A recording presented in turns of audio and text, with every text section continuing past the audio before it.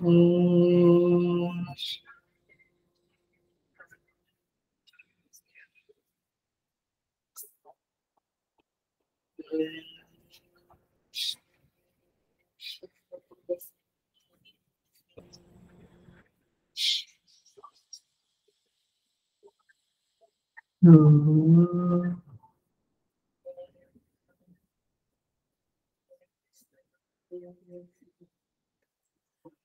सहना भवतु सहनो भुनक्तु सह वीर्यं करवावहै तेजस्विनावधीतमस्तु मा विद्विषावहै। ओम शांति शांति शांति। समस्त जन कल्याणे निरतं करुणामयं नमामि चिन्मयं देवं सद्गुरुं ब्रह्म विद्वरम्।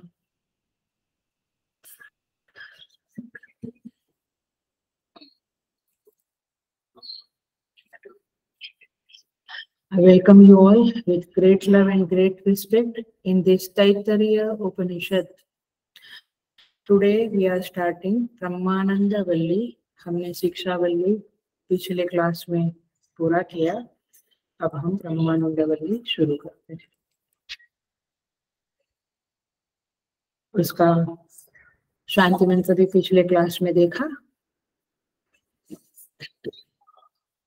ओम सहना भवतु सहनौ भुनक्तु सह वीर्यं करवावहै तेजस्विनावधीतमस्तु मा विद्विषावहै। ओम शांति शांति शांति। ओम ब्रह्मविद् आप्नोति परं तदेशाभ्युक्ता सत्यं ज्ञानमनन्तं ब्रह्म यो वेद निहितं गुहायां परमे व्योमन् सोऽश्नुते सर्वान् कामान् सह ब्रह्मणा विपश्चितेति तस्माद्वा एतस्मात् आत्मना आकाशः सम्भूतः आकाशात् वायुः वायुरग्निः अग्निरापः अद्य पृथिवी पृथिव्या ओषधयः ओषधेभ्यो अन्नम् अन्नात् पुरुषः स वा एष पुरुषो अन्नरसमयः तस्य इदमेव शिरः अयं दक्षिणः पक्षः अयम् उत्तरः पक्षः अयम् आत्मा इदम् उच्चं प्रतिष्ठा तदप्येष श्लोको भवति।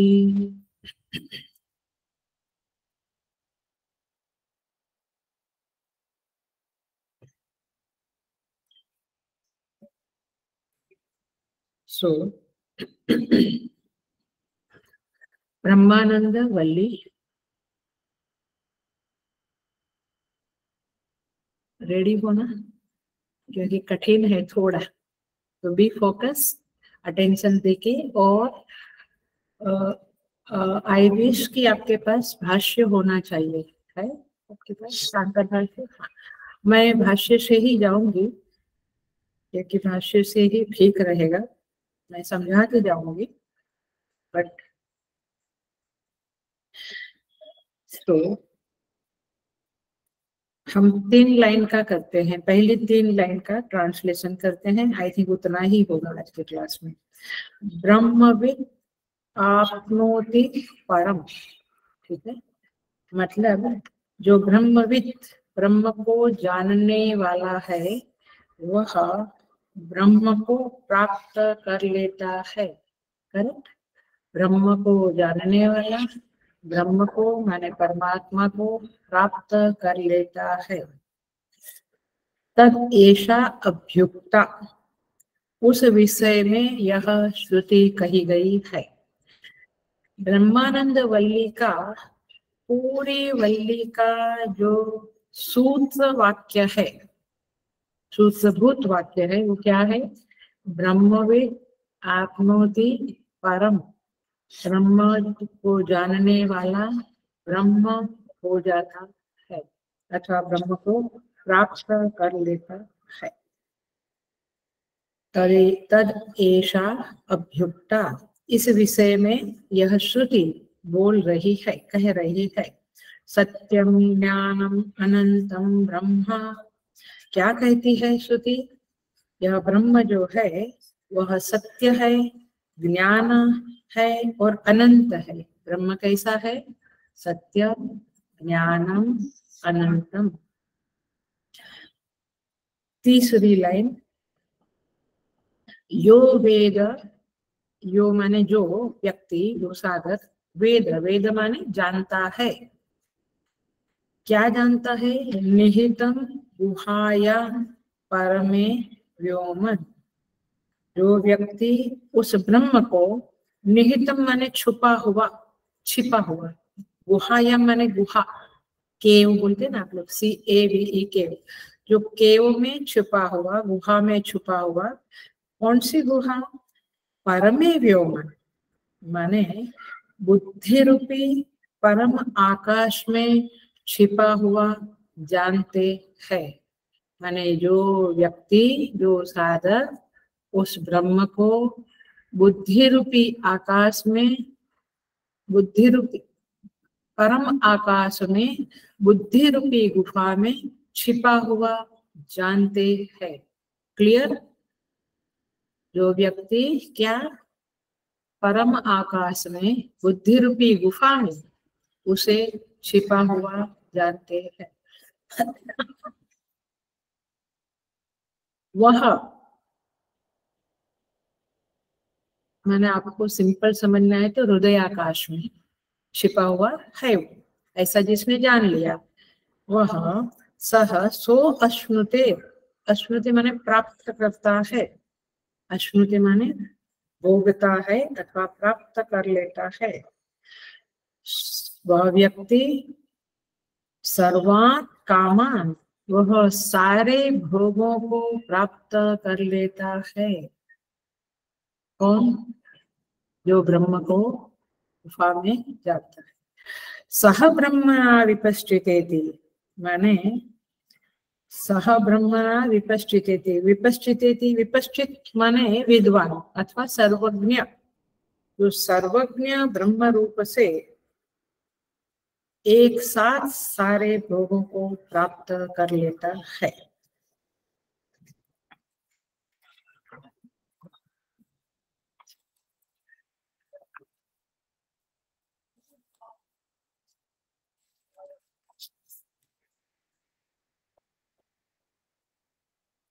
इसको ईशादी उपनिषद ने इस तरह से कहा है, वह विज्ञान रूप ब्रह्म के साथ, माने सर्वज्ञ ब्रह्म के साथ समस्त भोगों का अनुभव कर लेता है।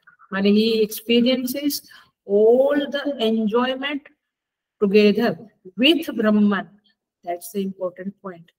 विथ ब्रह्मन माने ब्रह्म को जान लिया, अब जान के छोड़ नहीं दिया, अब ब्रह्म के साथ सारे भोगों को वह प्राप्त कर लेता है।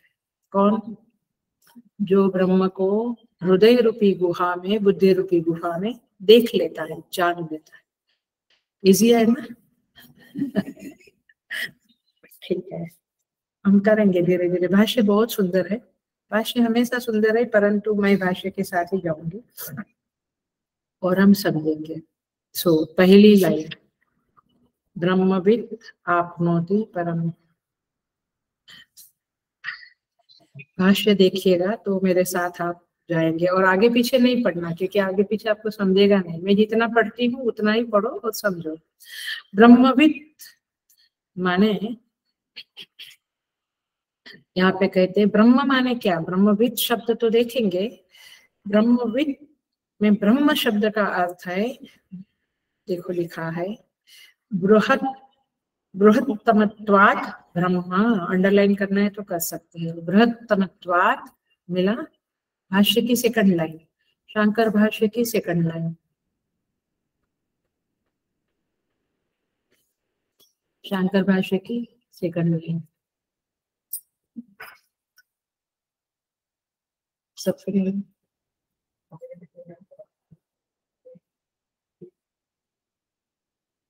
बृहत्वात् बृहत्तमत्वात् ब्रह्म, माने जो सबसे बड़ा होने के कारण उसे ब्रह्म कहते हैं।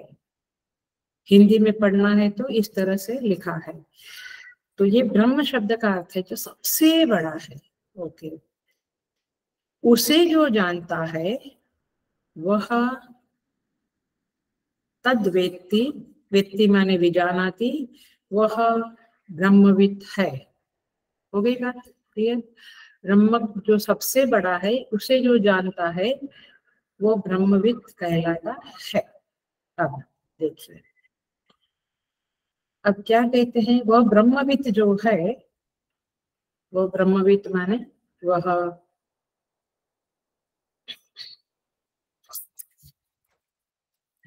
वह ब्रह्म को जानने वाला जो है वह उस परम ब्रह्मविद आपनोति परम। आपको पता है ना शंकर भाष्य कैसे पढ़ते हैं, या गीता में भी हम कहते हैं, एक एक शब्द का भगवान भाष्यकार एक्सप्लेनेशन देते हैं। तो अभी कौन सा शब्द आया? परम, ब्रह्मविद आपनोति परम। तो परम शब्द का भी आगे हो रहा है।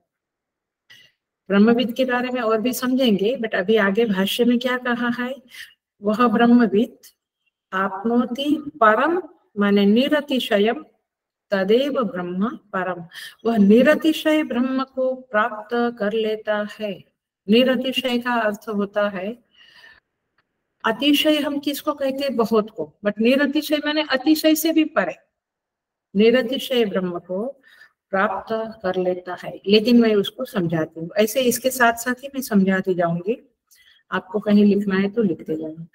परम शब्द निरतिशय का अर्थ है देश काल वस्तु अपरिचिन्न, माने देश में वह ब्रह्म सीमित नहीं है। It's not limited in the space देश, काल में सीमित नहीं है, वस्तु में सीमित नहीं है। इसका अर्थ क्या हुआ? वह ब्रह्म परम है माने सर्वदेश सर्वकाल सर्व वस्तु में है। आप विजुअलाइज करिए माइंड के अंदर कि वो सर्व देश में है, सर्वकाल में है और सर्व वस्तु में है। तो परम का अर्थ है निरतिशय, निरतिशय का अर्थ है देश काल वस्तु अपरिचिन्न। देखिए अब वाक्य है आपनोति माने प्राप्त कर लेता है, ब्रह्म को जानने वाला उस परम ब्रह्म को ब्रह्मविद आपनोति परम, परम माने उस ब्रह्म और ब्रह्म उसको प्राप्त कर लेता है। आप ईश्वर कृपा से ही ये चीजें समझती है।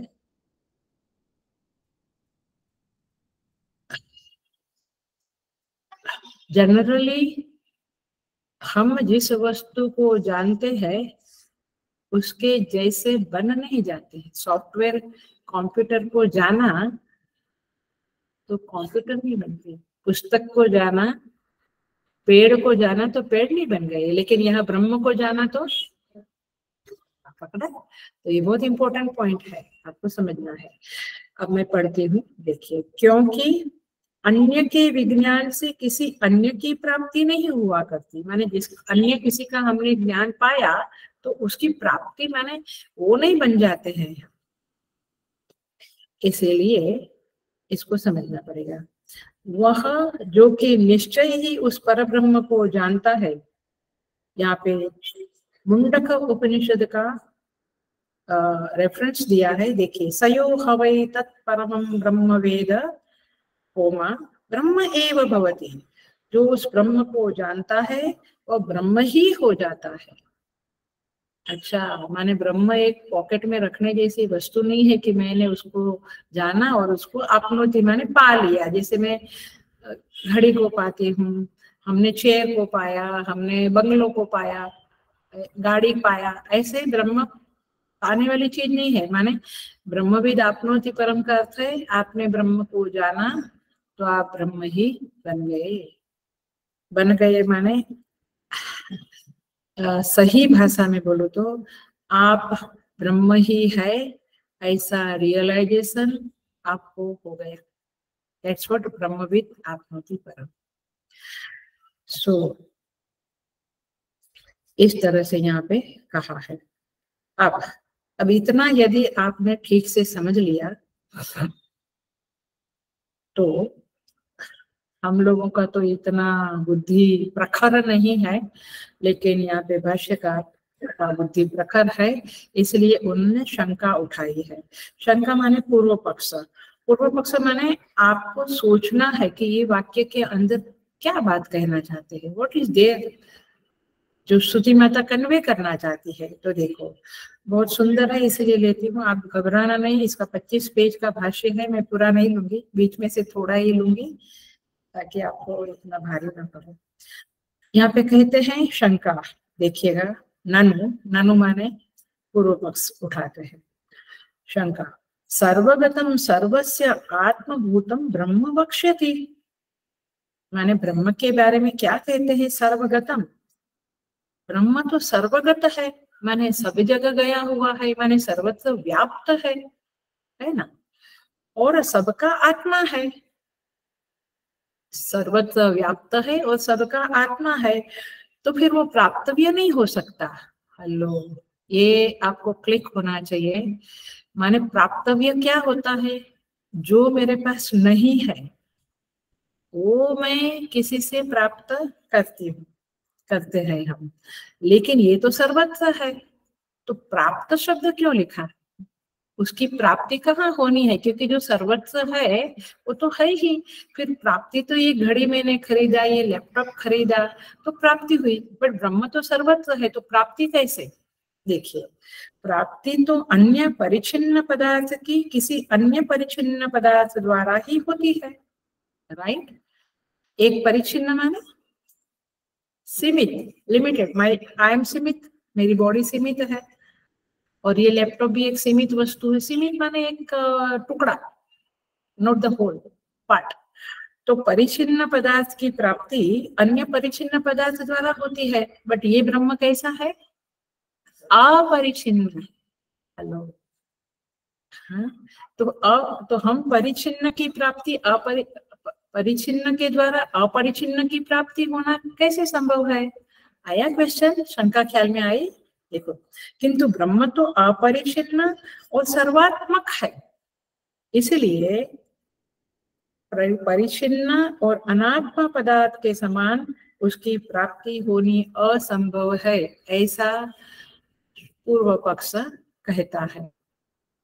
क्योंकि ये रखेंगे तो आपको ब्रह्म के बारे में और क्लैरिटी आएगी। पूर्व पक्ष नहीं है तो कुछ समय यहाँ कर लेते हैं, बड़ा क्वेश्चन आए ना, ब्रह्म को जानने वाला ब्रह्म को प्राप्त कर लेता है, बट पहली बात है कि ब्रह्म तो प्राप्तव्य है ही नहीं, ब्रह्म तो सर्वत्र व्याप्त है, तो इधर भी है ही, तो प्राप्ति की क्या बात हुई।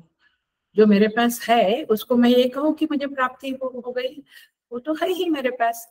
तो अब देखो समाधान कितनी सुंदर तरह से करते हैं, आप ध्यान से सुना। मैं स्लो जाऊंगी, थोड़ा ही पॉइंट लूंगी भाष्य से, लेकिन आप समझे, ऐसे समझ के सुने अथवा सुनते हुए समझे, ऐसा मैं आग्रह रखूंगी।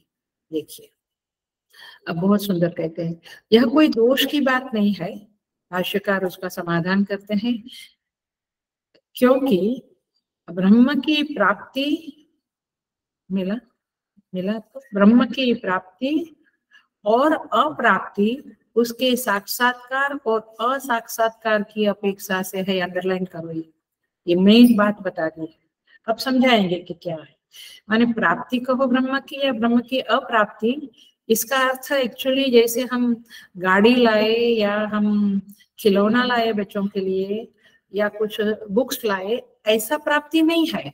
साक्षात्कार माने रियलाइजेशन और नॉन रियलाइजेशन, रियलाइजेशन और नॉट रियलाइजेशन के आधार पे प्राप्ति शब्द बोला गया है, नॉट एक्चुअली, क्योंकि सीमित की प्राप्ति तो सीमित की प्राप्ति होती है, असीमित की प्राप्ति का सवाल ही नहीं आता है।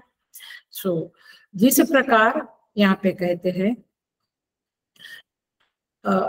मैं इसको शॉर्ट में करूंगी, आप इधर मत पढ़िएगा, अभी मैं नीचे पढ़िएगा। चलो, ये माने जिस प्रकार करके तुम दशमोसी, ये फेमस वेदांत में वेरी फेमस एग्जांपल है, तुम दसवें हो, सुना है ना, ये पूरी कहानी याद आई। हाँ, 10 लोग, हाँ देखो मैं पढ़ती हूँ, आप सुनिएगा। नीचे स्टार करके है।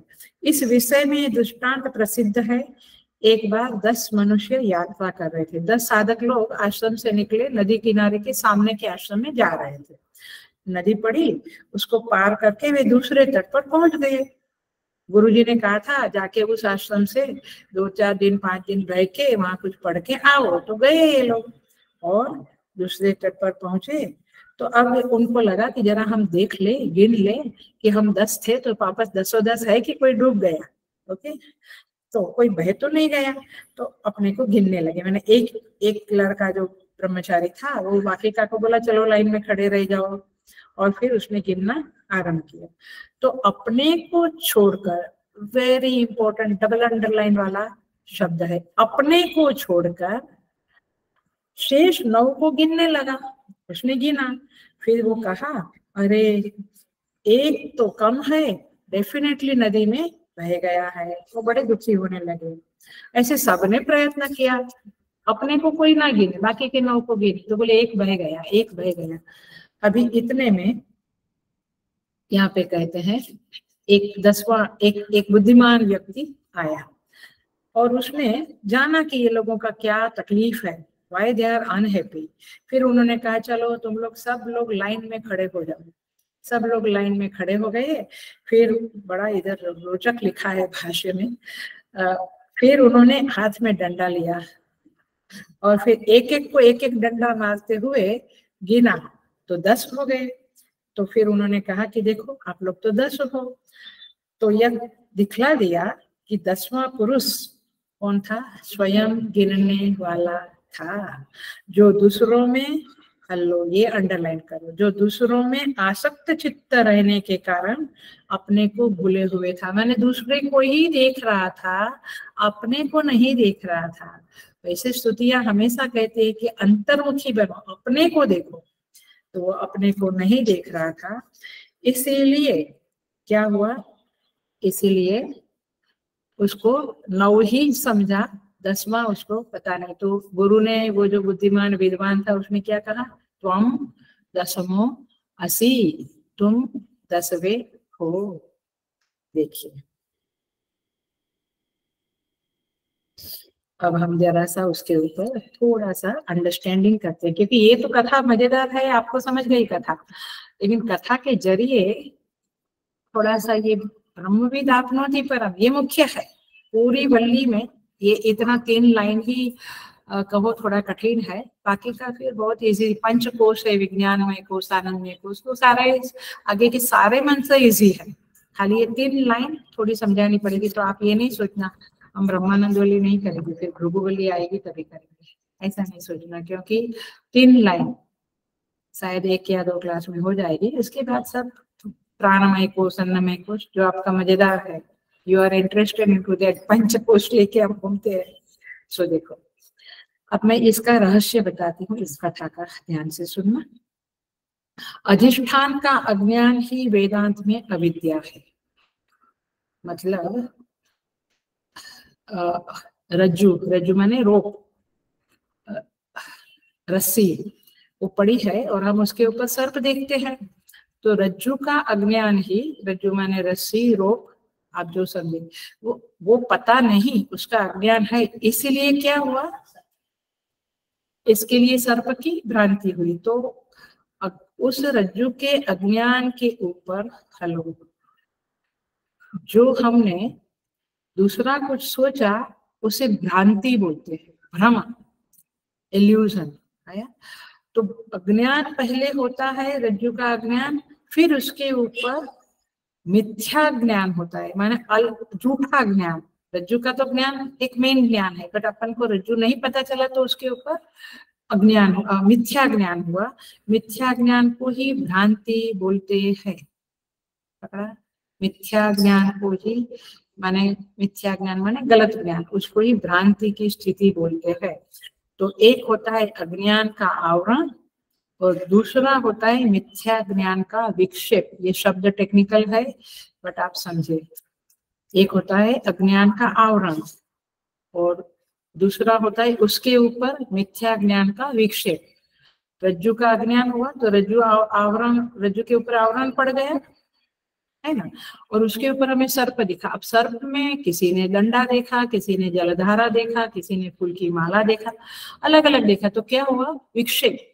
विक्षेप माने डिस्टर्बेंस, बट ऐसे शब्द नहीं है ना, ये शास्त्र के शब्द ही ठीक है। तो मतलब ये है कि ये पक्की स्थिति समझ में आई। आप देखो अब ये जो दंड एंड जलधारा सब देखा, ये अकॉर्डिंग टू द पर्सन अलग अलग हुआ। अपने संस्कार जैसे है प्रमाता के, जानने वाले के, उसने सर्प देखा, किसी ने जलधारा वगैरह, अपने अपने संस्कार के अनुसार देखा। अब एक चीज, बट 10 लोगों ने 10 चीजें देखी उसमें, लेकिन एक चीज जो कॉमन है 10 लोगों में, वो क्या है? रज्जु का अज्ञान। ये कॉमन है एवरीबॉडी में। फिर तुमने जलधारा देखी, तुमने डंडा देखा, वो तुम्हारे संस्कार के मुताबिक, माने मिथ्या ज्ञान, हेलो, मिथ्या ज्ञान अनेक होता है, अज्ञान एक ही है। पकड़ी ये बात, ये वेदांत का निश्चय है, वेदांत का निर्धारण है। तो भ्रांति में अनेकता है, अज्ञान में अनेकता नहीं है। मैं थोड़ी सी हल्की सी साइड पे जाती हूँ, क्योंकि एक गलत फहमियां साधकों में बहुत होती है, इसीलिए इसी एग्जाम्पल के साथ जरा सा। अब सुषुप्ति में भ्रांति होती है, यस और नो? यस। सुषुप्ति में दिखता ही क्या है कि भ्रांति हो गई। सुषुप्ति माने डीप स्लीप। डीप स्लीप में भ्रांति होती है? कुछ भी नहीं है तो भ्रांति होती है? भ्रांति नहीं होती, केवल और केवल और केवल अज्ञान होता है, राइट? Ignorance, dark. तो भ्रांति नहीं होती है सुषुप्ति में, पकड़ के रखना है इस पॉइंट को। तो भ्रांति नहीं है तो अज्ञान मिट गया, ऐसा नहीं है, ये भी इंपॉर्टेंट पॉइंट है। भ्रांति नहीं है तो अज्ञान मिट गया, डिस्ट्रॉय हो गया, ऐसा नहीं है। अज्ञान पड़ा हुआ है, अज्ञान छिपकर पड़ा हुआ है वहां पे, क्योंकि मैं जैसे जागा वैसे अज्ञान जीवन में चालू हो गया। तो भ्रांति विक्षेप रूपा है। भ्रांति का ज्ञान लय हो गया, मर्ज हो गया, फिर भी अज्ञान सुरक्षित बैठा है। आया? इग्नोरेंस इज आराम से अज्ञान बैठा है। जैसे वो सर्प बिल में, बिल माने उसका जो ये रहता है ना, उसमें चुपचाप बैठा है। वो कभी बाहर आया तो वो भ्रांति माने वो हुड उसने निकाला, लेकिन यह भ्रांति रूपी हुड निकलता नहीं है सुसुप्ति में, बट अज्ञान पड़ा हुआ है। इसी सिद्धांत को लेकर वेदांत का यह निर्णय है, साधक लोग ध्यान से सुने, समाहित होने से विक्षेप की शांति नहीं होती है। विक्षेप की शांति होती है, लेकिन अज्ञान की निवृत्ति नहीं होती। आया? नहीं समझा, बराबर नहीं समझा, मैं और समझाऊं?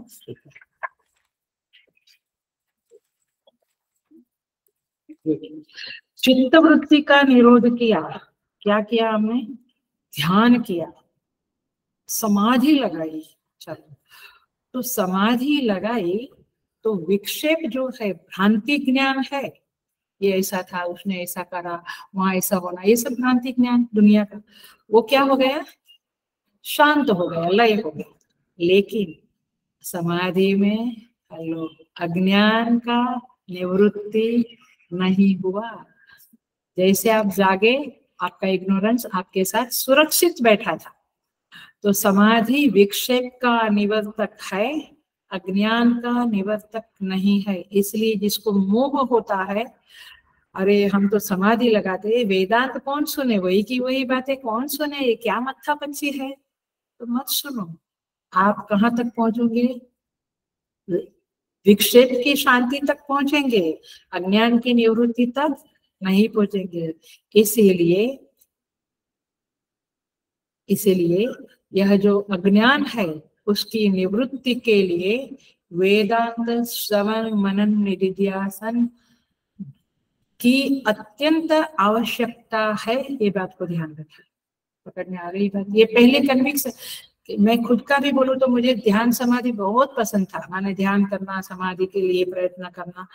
लेकिन गुरुदेव की, परम पूज्य गुरुदेव स्वामी चिन्मयानंद जी महाराज की कृपा से, उनके लाख लाख करोड़ करोड़ कोटि कोटि उपकार है कि हमें वेदांत में रस आने लगा। वेदांत में रस आना भी बहुत डिफिकल्ट है, पीपल डोंट अभी यहाँ पे पाठ में अभी 1 घंटे के बाद सब आ जाएंगे, बट अभी है ना। So the point is this कि वेदांत के श्रवण से ही श्रवण मनन निधिध्यासन से ही अज्ञान की निवृत्ति होगी। दृष्टा की खोज, मैं दूसरी तरह से बोल रही हूँ, किसी को और तरह से समझे तो मैं स्लो जा रही हूँ, भले थोड़ा ही हम पढ़े बट एक अच्छा सा कन्विक्शन हो जाए हमारे अंदर। दृष्टा की खोज समाधि से नहीं होगी। क्यों? क्योंकि वहां वृत्ति है ही नहीं, वृत्ति शांत है। आया? तो वृत्ति देखिए, सो दृष्टा की खोज समाधि से नहीं होगी, वेदांत के श्रवण से ही होगी। सो यहाँ पे क्या कहते हैं, वृत्तियां दृश्य है। अब वेदांत का ध्यान माने आप जो सिंपल समाधि लगाते हैं ना, क्या बोलते हैं, दिए की ज्योत लगाई, भगवान का एक रूप लिया, एक नाम लिया, ओमकार के ऊपर अटेंशन किया और आपने गहरा ध्यान लगाया, परंतु वो किसने किया? आपकी वृत्ति ने किया। एक वृत्ति है जिसको आपने वहां पे अटैच किया ओमकार के ऊपर, है ना। तो वृत्ति जो है, उस वृत्ति को, वो मेरी वृत्ति ओमकार के साथ जुड़ गई।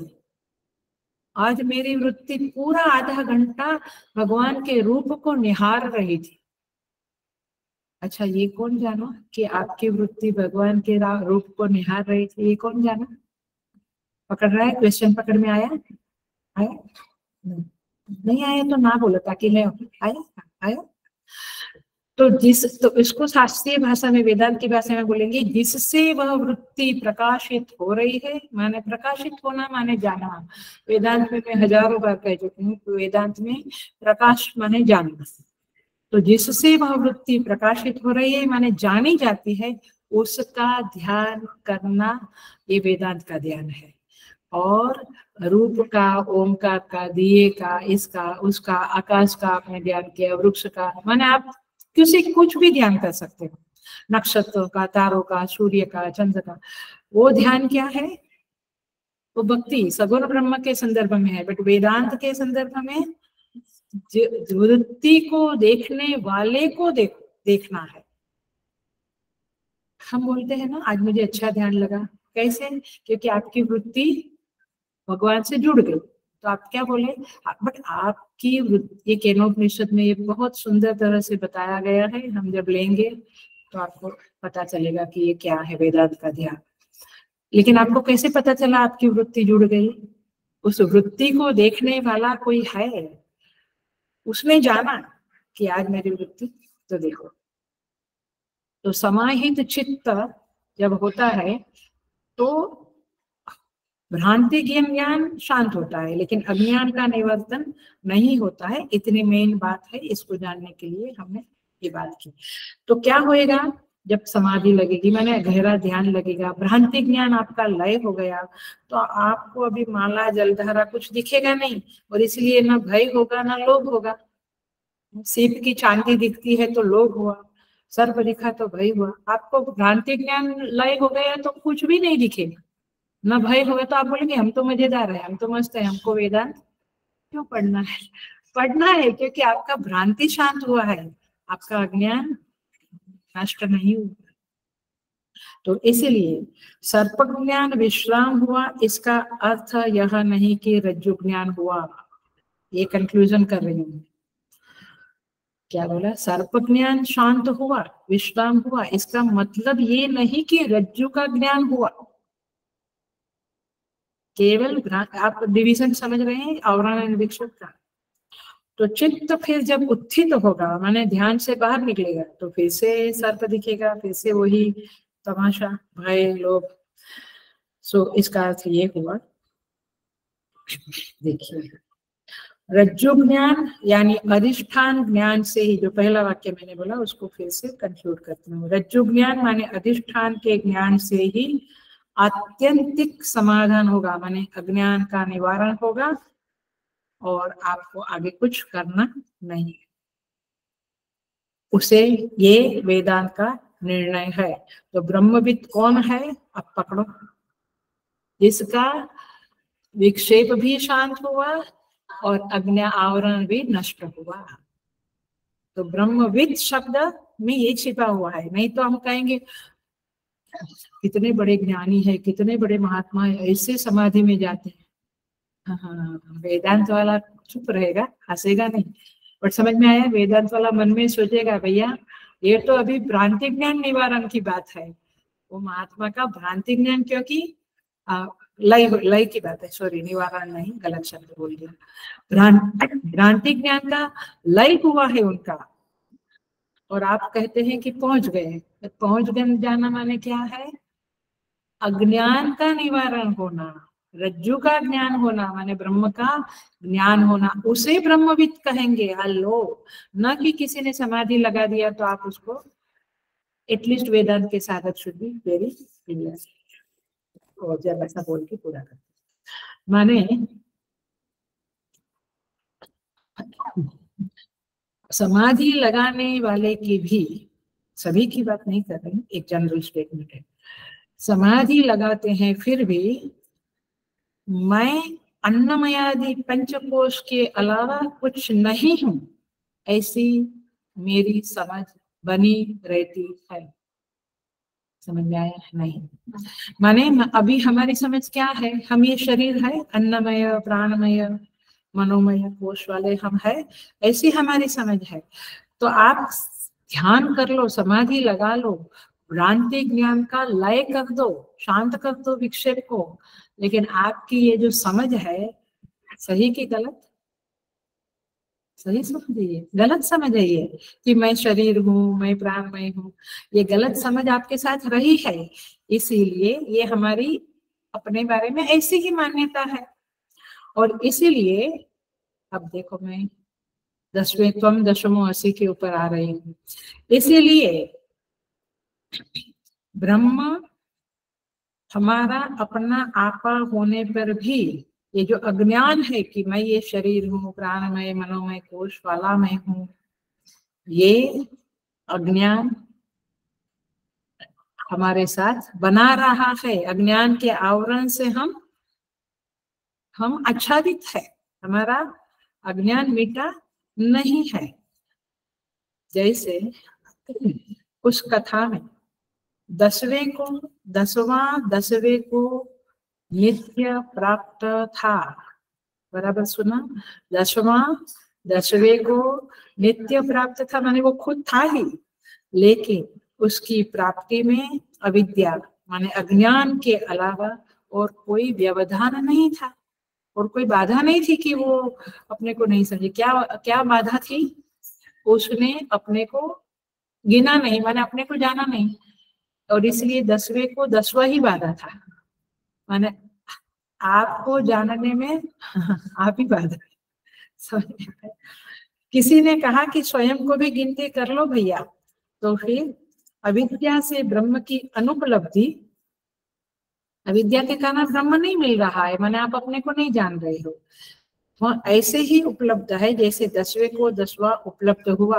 माने आपका अज्ञान मिटा तो आप आपको उपलब्ध होंगे, आप आपको उपलब्ध होंगे, माने आप ब्रह्म को प्राप्त करोगे।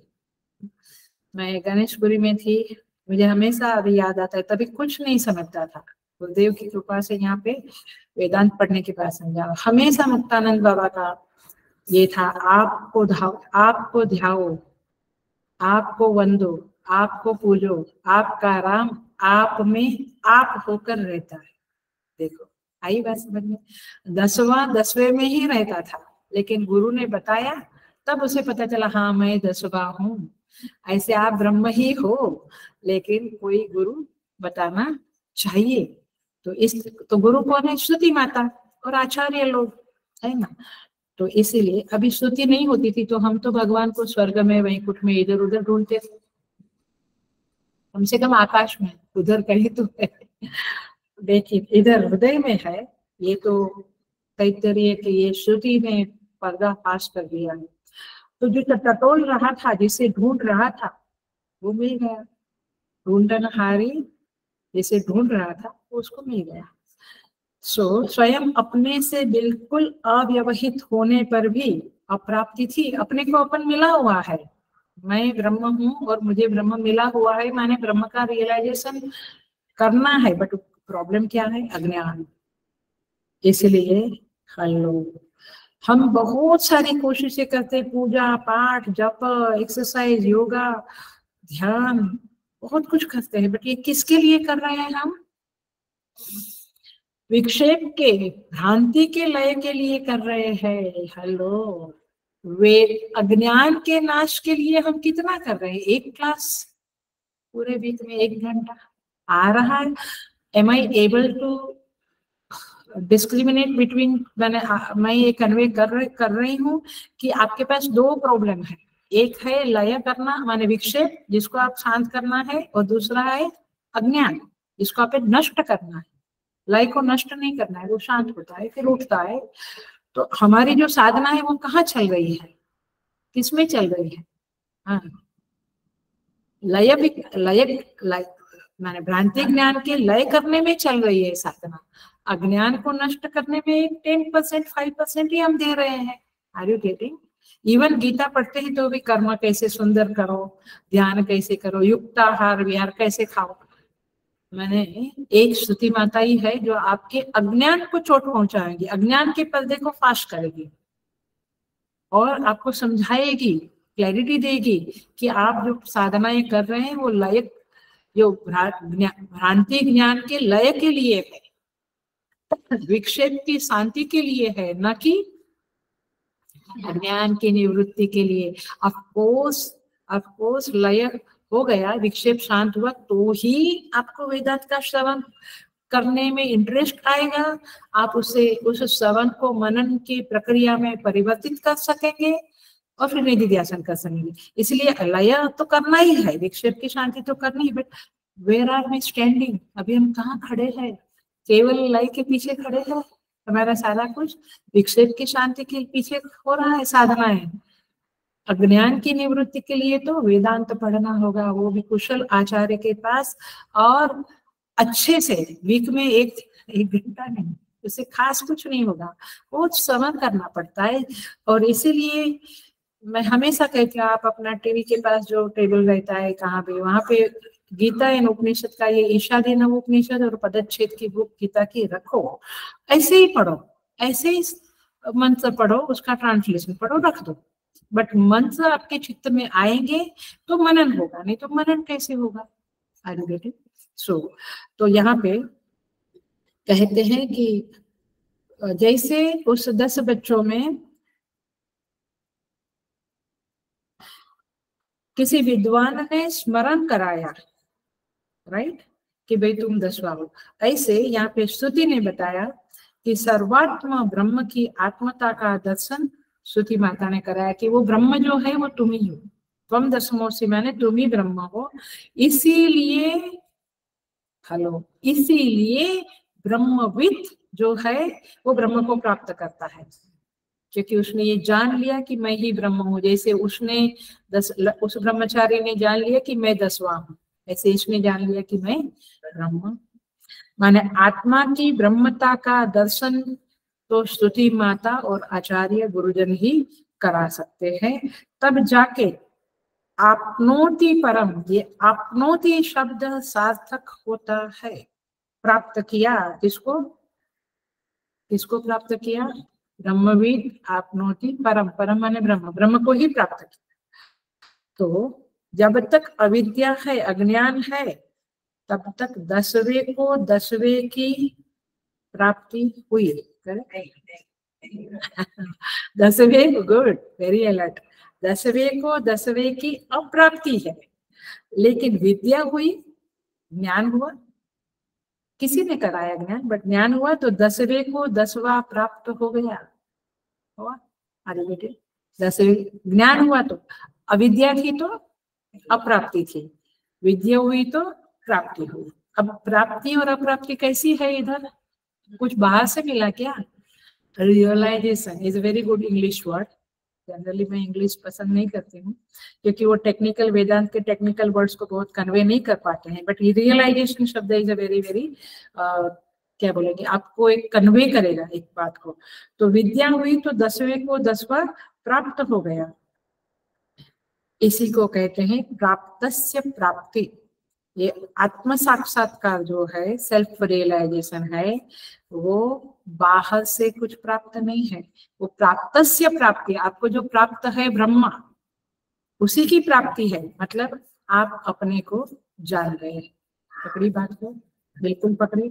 तो ये 10 मूर्खों की कथा, 10 मूर्खों की कथा ब्रह्म प्राप्ति के स्वरूप को स्पष्ट करती है।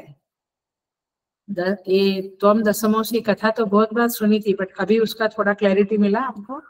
10वें अविद्या के कारण, याद रखो, अविद्या के कारण 10वें को 10वां की अप्राप्ति थी, विद्या के कारण 10वां 10वें को प्राप्त हो गया।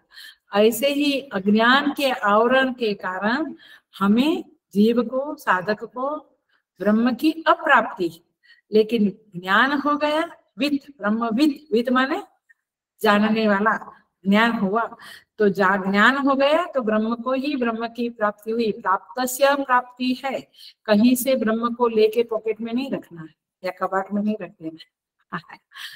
कितनी बढ़िया बात है। तो ये है ब्रह्म। कोई मुझे कह रहा था कि अम्मा जी आप कैसे समझाओगे? मैं बोला एक कथा से काफी कुछ समझ में आ जाएगा कि कैसा है ये भगवान भाष्यकार की कृपा है कि हमें ये सब समझ में आता है। देखिए, तो अभी आपनोति परम, यह वाक्य इस ब्रह्मानंद वल्ली का सूत्रभूत वाक्य है, अथवा कहो कि तैत्तरीय उपनिषद का सूत्रभूत वाक्य है, जो संपूर्ण वल्ली के अर्थ का विषय है। मैं भाष्य ही पढ़ रही हूँ। जिसका ब्रह्मविद आपनोति परम इस वाक्य द्वारा ज्ञातव्य रूप से सूत्रतः उल्लेख किया गया, इसका ब्रह्म का, उस ब्रह्म के ऐसे लक्षण का वर्णन करते हुए अब ब्रह्म का वर्णन शुरू होगा, है ना? क्या वर्णन होगा? सत्यम ज्ञानम अनंतम ब्रह्म। अभी तो हमने कितना समझा? ब्रह्मविद आपनोति परम, उतना ही समझा। तो ब्रह्म का निश्चय करना है। अब ब्रह्म क्या चीज है?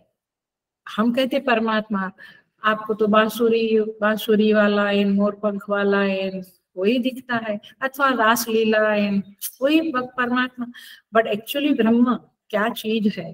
तो अब उसे समझना है, तो उसका निश्चय करना है। तो इसके ज्ञान का सामान्य रूप से अब वर्णन किया गया है। क्या कहते हैं? लिखना, अंडरलाइन करने जैसा है। विशेषतः, मिला आपको ये शब्द? विशेषतः अंतरात्मा होने से अनन्य रूप से जानने योग्य है। मैं इतना ही वाक्य बोलती हूँ, लेकिन बहुत धीरे से, शांति से बोलती हूँ, बट बहिर्मुख चित्त वाले को कुछ समझेगा भी नहीं और कुछ भी नहीं। मैं फिर से समझाती हूँ। अपना अंतरात्मा होने से अनन्य रूप से, ये डबल अंडरलाइन करने वाला शब्द है। मिला? पहले ये वाक्य मिला? मिला? उन अंतरात्मा होने से अनन्य रूप से जानने योग्य है। हेलो, समझा? कुछ नहीं। अन्य माने अन्य नहीं, अनन्य माने मैं ही वह हूँ। अनन्य शब्द समझता है ना? लड़कियों के नाम तो रख देते हैं अनन्या अनन्या अनन्या, लेकिन समझ में आया? वो चूंकि वो मेरा अंतरात्मा है। कौन? ब्रह्म। इसीलिए वो उसको जब जानना होगा तो बाहर जैसे पेड़ को जाना, चंद्र को, सूर्य को जाना, नक्षत्रों को जाना, कंप्यूटर को जाना, ऐसे नहीं जान सकते। उसको अनन्य रूप से, माने तुम्हारे ही रूप से जानना पड़ेगा। तुम हो ऐसे ही उसको जानना पड़ेगा। देखिए, आप ऐसे ही भाष्य पढ़ेंगे ना तो आपको नहीं जमेगा ही नहीं, पढ़ने को कंटाला ही आएगा। बट अब धीरे धीरे पढ़ रहे हैं तो ऐसा प्रतिपादन करने के लिए और यह दिखलाने के लिए, तो ये एक बात हुई कि ब्रह्म कैसा है? अनन्य रूप है, ये एक निश्चय कर लो। और दूसरा क्या कहते हैं? माने ब्रह्म आप ही है। क्या कहते हैं? ब्रह्मैव ब्रह्मभूत ब्रह्मैव ब्रह्म भवति। ब्रह्म को जानने वाला ब्रह्म हो जाता है, माने आप ही हो। दूसरा फल क्या है, आपने ब्रह्म को जाना तो क्या हुआ, आप टाटा बिरला बन गए, अंबानी बन गए, या पीएम सीएम बन गए, क्या हुआ, क्या फल मिला। देखिए यहाँ पे अलग शब्द से बोला है जो आपको और उस ब्रह्म के बारे में चिंतन करने को, आपकी बुद्धि को खोलेगा। वो शब्द है, उसको भी डबल अंडरलाइन करो, वह सर्वात्म भाव। आपको क्या मिलेगा, सर्वात्म भाव। अभी क्या है, मैं ही, दूसरों में अपने को ऐसी आत्मीयता नहीं है जैसी मुझे मेरे में है। सबको मेरी आत्मा करके, सबकी आत्मा मेरी आत्मा है ऐसा तो मैं नहीं मानता हूँ, है ना। बट आपने ब्रह्म को जान लिया तो क्या मिलेगा आपको, क्या फल मिलेगा, सर्वात्म भाव हो जाएगा। You will feel everybody is your own self. Are you understanding? अभी तो हम कुछ नहीं समझते, दूसरों को कष्ट देते हैं, क्या क्या करते हैं, लेकिन हमें कुछ समझता, हम दूसरों को दूसरा मानते हैं, बट सारे के सारे लोग मैं ही हूँ। लोग माने शरीर नहीं, आत्मा, आत्मा भाव से। तो सर्वात्म भाव संपूर्ण सांसारिक धर्मों से अतीत ब्रह्म स्वरूपता है और कुछ नहीं। माने आपको एक तो मिलेगा, आप अनन्य रूप से, आप माने वो ब्रह्म अनन्य रूप है, माने आपका ही आत्मा है, आपका ही आपा है। और दूसरा आपको मिला सर्वात्म भाव, वो संपूर्ण सांसारिक धर्मों से अतीत है। सांसारिक धर्म क्या है, क्या है, असतोमा तमसोमा मृत्योर्मा अमृतम ब्रह्म। तो सांसारिक भाव क्या है, असत, तमस और मृत्यु, है ना। उधर से कहा जाना है हमें, सत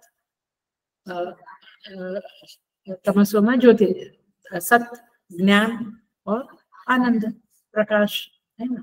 तो तात्पर्य ये है कि सांसारिक भावों से, सांसारिक धर्मों से आप मुक्त हो जाओगे। I think this is the greatest achievement in the life.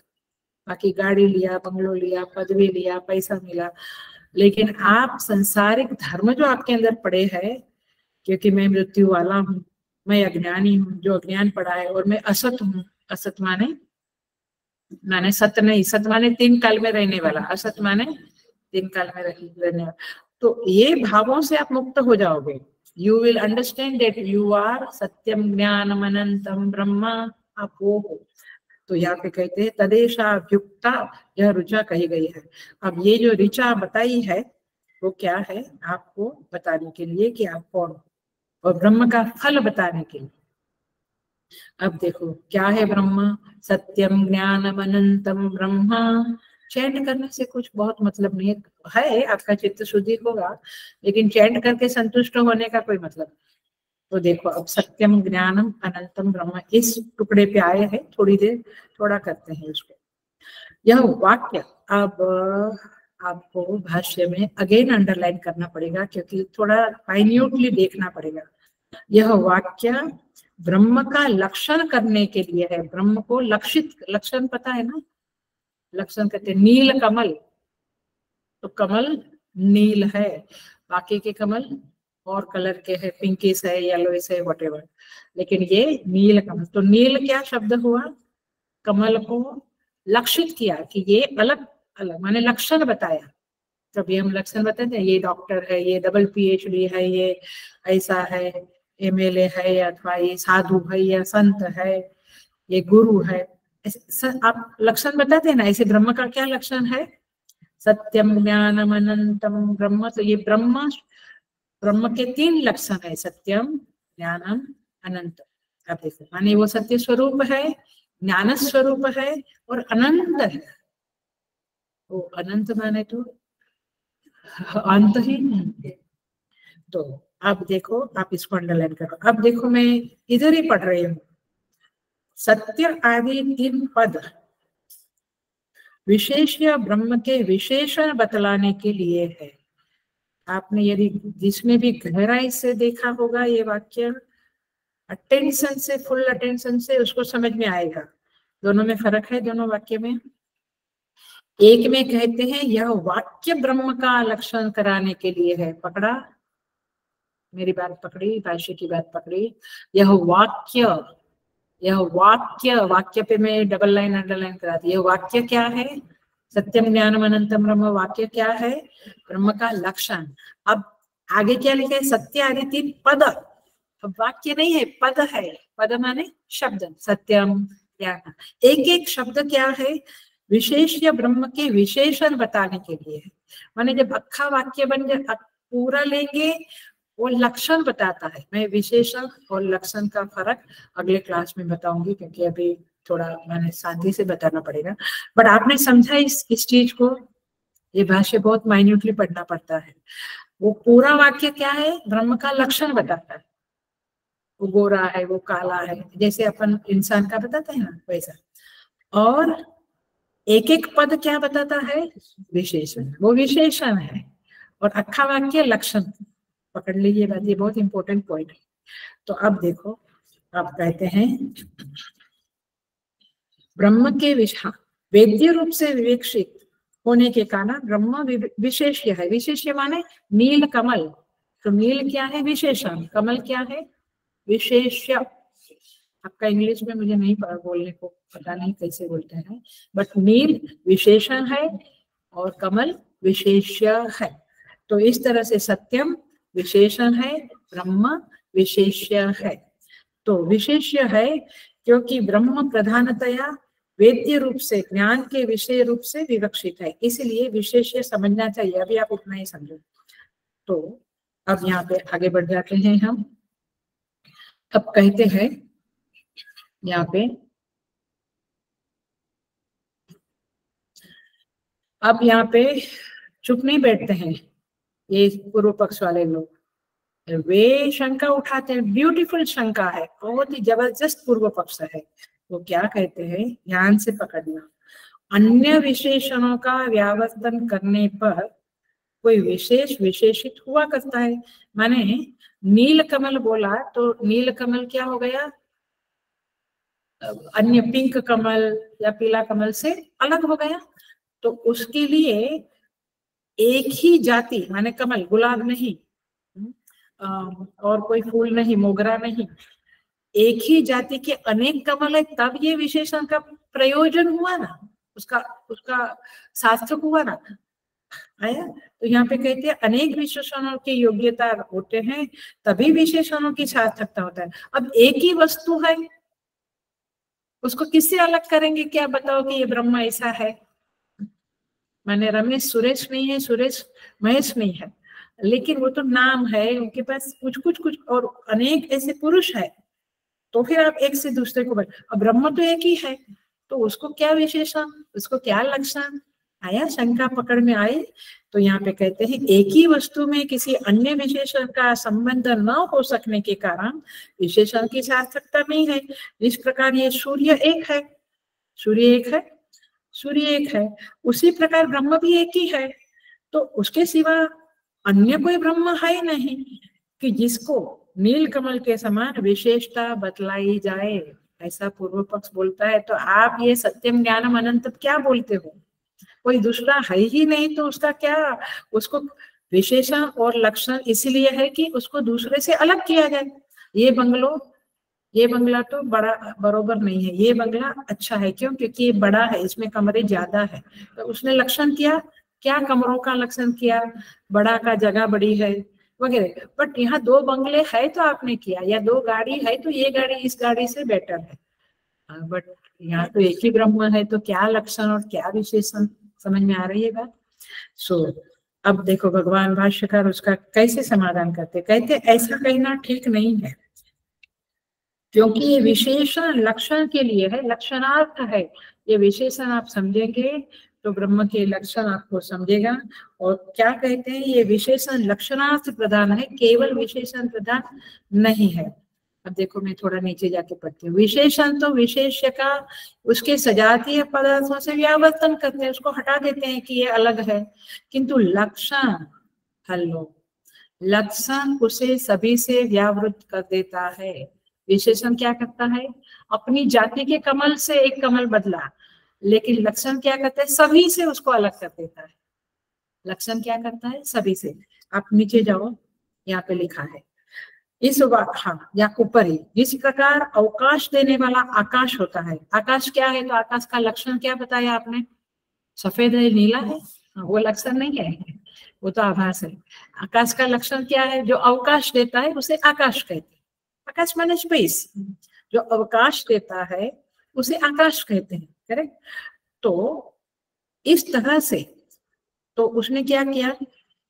यह वाक्य माने इस वाक्य में अवकाश देने वाला यह पद उसके सजातीय अन्य महाभूतों से तथा विजातीय आत्मा आदि से भी व्यावृत कर देता है। माने आकाश को पंच महाभूत है, एक महाभूत आकाश है, फिर आकाश वायु जल अग्नि। तो सारे पंच महाभूतों से, सारे पंच महाभूत में से वायु अग्नि जल पृथ्वी ये अवकाश देते हैं क्या? पृथ्वी गंध देती है, जल शीतलता, उसके गुण अलग है। बट तो आकाश अवकाश देने वाला आकाश ये लक्षण किया अवकाश देना, तो उसने क्या किया? बाकी के चार महाभूत से आकाश को अलग कर दिया, है ना। और क्या किया? आत्मा से भी उसको अलग कर दिया, क्योंकि आत्मा का जो संबंध माने यहाँ कहते विजातीय आत्मा आदि से भी व्यावृत्त कर देता है। तो ये लक्षण है जो आपको अपनी जाति से भी अलग करता है और विजातीय से भी अलग करता है। माने नील कमल बोला तो कमल तो गुलाब नहीं, विजातीय भी नहीं और पिंक कमल भी नहीं, तो दोनों से अलग कर दिया। ऐसे ब्रह्म का भी हम सत्यम ज्ञानम अनंतम जो बोलते हैं तो उसको सबसे अलग करते, माने अनात्मा जड़ जो जगत है उससे भी अलग किया और उसका गुण जो सत्यम ज्ञानम है वो भी आपको बता दिया। आया आ रहा है? देखिए अब सत्यम शब्द जो है उसको जरा सा देख लेते हैं, जरा सा देख ले। सत्यम एक को ही देखते हैं, सारा नहीं देखेंगे, टाइम नहीं है। बहुत ही सुंदर, अत्यंत क्लैरिटी वाली डेफिनेशन है सत्यम की। देखो मैं पढ़ रही हूँ, पैराग्राफ, नया पैराग्राफ होता है ना, वहां पे है सत्यम। उसका ही संस्कृत में पढ़ती हूँ, फिर आपको सत्य माने क्या? सत्यमिति यद रूपेण यद निश्चितम तद रूपम न व्यभिचरति तत् सत्यम। अंडरलाइन करो, ये सत्य की डेफिनेशन है। सत्य माने क्या? मिला आपको? जो पदार्थ जिस रूप से निश्चय किया गया है उससे व्यभिचरित न होने के कारण वह सत्य कहलाता है। हिंदी पढ़ा मेरे साथ पढ़ा? नहीं पढ़ा? अंडरलाइन किया तो मैं नहीं किया? मिला कि नहीं मिला? नहीं मिला। सेकंड पैराग्राफ में है,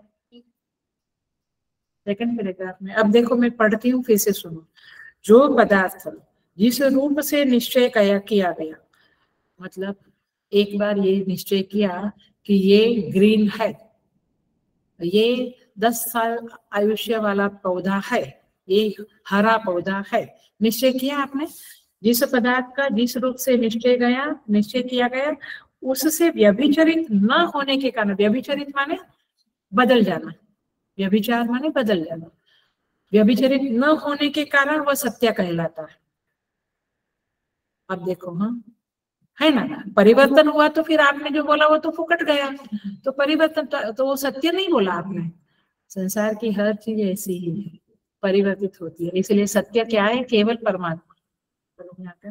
अब देखो, अब मैं जो बोलूंगी वो आपको बहुत, मैंने हम तो हंस हंस के ही सब देखते हैं, हंसते हुए ही लेते हैं, बट सीरियसली देखो तो ठेस पहुंचाएगा।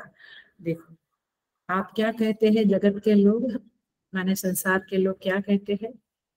सारे संबंध झूठे संबंध है, ऐसा बोलते हैं। ऑल रिलेशनशिप्स आर मिथ्या, पोकल, फ्रिजाइल, ऐसा बोलते हैं ना आप लोग। सारे संबंध झूठे है, सब कुछ ठीक है, ऐसा बोलते हैं।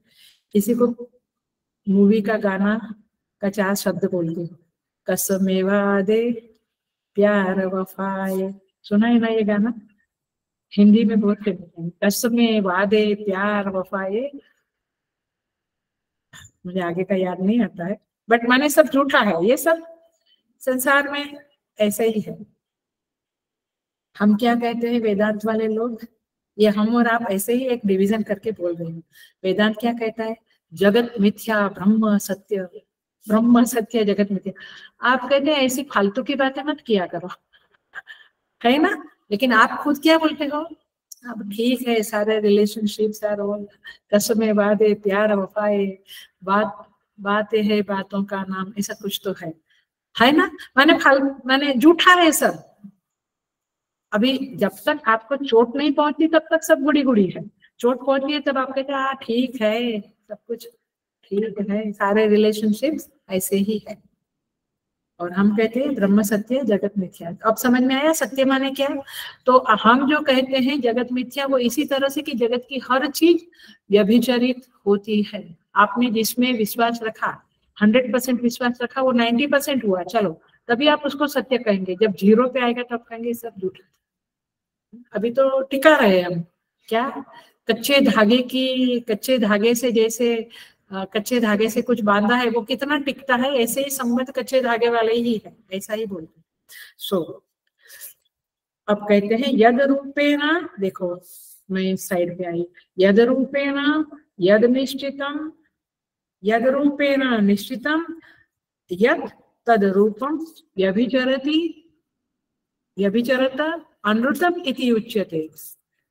मैंने जो पदार्थ जिस रूप से निश्चित किया गया उस रूप से व्यभिचरित होने पर वो मिथ्या कहलाता है। व्यभिचरित होता है जगत का सब पदार्थ, कपड़े, रिलेशन, सामान, वस्तु, गाड़ी, सब कुछ व्यभिचरित माने चेंज हो गया, परिवर्तित होता है। या सत्य क्या है? ना व्यभिचरते इति सत्यम। अब सत्य शब्द समझ में आया? नहीं, मैं कभी झूठ नहीं बोलता आप कभी झूठ नहीं बोलते। आप ये बोलते हैं कि मैं कभी झूठ नहीं बोलता, यही बताता है कि आप झूठ बोलते। क्योंकि देखो श्रुति माता जो कहती है वहां विश्वास रखना ही पड़ेगा। श्रुति क्या कहती है? अतो विकारो अनृतम, माने सारे विकार, विकार माने परिवर्तनशील, सारा जगत मिथ्या है, झूठा है। वाचारंभनम विकारो नामधेयम मृत्तिका इति एव सत्यम। मैं पैराग्राफ पूरा करती हूँ। विकार केवल वाणी से आरंभ होने वाला और नाम मात्र है, माने आपने कुछ बोलना शुरू किया, ये सब क्या है? विकार है। विकार माने परिवर्तन है ना। लोग कहते हैं कि हम तो सत्यवादी हरिश्चंद्र के, रघुपति राम के, माने प्राण जाए वचन। हाँ, बट समय आएगा तब पता चलेगा तेरा, है ना। लोग तो मिनट मिनट में ये छोड़ देते हैं, तो बात अलग है। बट क्योंकि श्रुति माता कहते हैं विकारो नाम वाचारंभनम विकारो नाम देय मृत्तिका इति एव सत्यम। मतलब कि मिट्टी से बने जो बर्तन है वो सब मिथ्या है। क्यों? क्योंकि आज नहीं तो कल वो टूटेंगे, उसमें क्षरित होएंगे, डिके होगा। लेकिन सत्यम क्या है? मृत्तिका एवं, मिट्टी ही सत्य। मैंने एग्जाम्पल दे रहे हैं यहाँ पे, श्रुति माता एग्जाम्पल देती, मिट्टी ही सत्य है कंपेयर टू द होल कार्य, ऑल द इफेक्ट्स ऑफ मिट्टी। मैंने क्या बोलते हैं, मटका बना या फ्लावर वास बना, जो भी मिट्टी का सब बना वो विकार परिवर्तनशील है। तो कारण जो मिट्टी है वो क्या है? सत्यम है। ऐसे जगत कार्य है, इफेक्ट है, वो मिथ्या है। उसका कारण ब्रह्म जो है वो सत्य है। पकड़ी बात आपने? तो इसीलिए यहाँ पे निश्चय किया जाने के कारण, इस प्रकार निश्चय किया जाने के कारण सत्य केवल सत्य है, माने ब्रह्म ही सत्य है। अतः सत्यम ब्रह्म, यह वाक्य ब्रह्म को विकार मात्र से निवृत्त करता है, ये भाषा है। इसका अर्थ ये हुआ कि अतः, इसलिए सत्यम ब्रह्म, ये जो वाक्य है वो ब्रह्म को निर्विकार रूप से प्रूव करता है। ब्रह्म निर्विकार है, विकार रहित है। ये बात किस शब्द से पूरी, किस वाक्य से पूरी होती है? सत्यम ब्रह्म, माने ब्रह्म सत्य है का मतलब ब्रह्म निर्विकार है, उसमें व्यभिचार नहीं है। वैसे हमारी डेफिनेशन है त्रिकाले अपि तिष्ठति इति सत्य। ये सुनी है, बहुत बात सुनी आपने। त्रिकाले अपि तिष्ठति, तीनों काल में जो रहता है वो क्या है? सत्य है, और वो ब्रह्म है। हम सब, ये पूरी दुनिया तीनों काल में वर्तमान में है। अतीत में कहाँ थी पता नहीं, भूतकाल में, भविष्य में कहाँ होगी पता नहीं। ये बिल्कुल मानने की जरूरत नहीं है कि हम पुनः मनुष्य होकर वेदांत पढ़ेंगे। हम पता नहीं, कुत्ता, बिल्ली, गधे, बैल, हाथी, मच्छर, डर लगता है। लिजर्ड, ओह माय गॉड, बंदा, गरोली को क्या, हाँ लिजर्ड, क्या मुझे तो हमेशा ये याद रहता है कि भगवान इसीलिए जितना हवे उतना कर ले। तो यहाँ पे मूल बात है कि सत्यम, ये ब्रह्म सत्य है। अब ज्ञानम अनंतम का आगे देखेंगे। श्रुति माता भाष्य बहुत अच्छी तरह से समझेंगे हम। शायद ये 3 लाइन ही इंपॉर्टेंट है, उसके बाद तो गाड़ी एकदम फटाफट जाएगी, क्योंकि अन्नमय कोश प्राणमय कोश। बट बहुत कठिन लगा कि ओके लगा, समझ में आता गया ना, ऐसा बोर हो गया ऐसा नहीं हुआ। तो अगला एक क्लास और कठिन होगा, फिर थोड़ा इजी जाएगा। हम पूरा करते हैं। ओम पूर्णमदः पूर्णमिदं पूर्णात् पूर्णमुदच्यते पूर्णस्य पूर्णमादाय पूर्णमेवावशिष्यते। ओम शांति शांति शांति। हरि ओम। श्री गुरुभ्यो नमः। हरि ओम।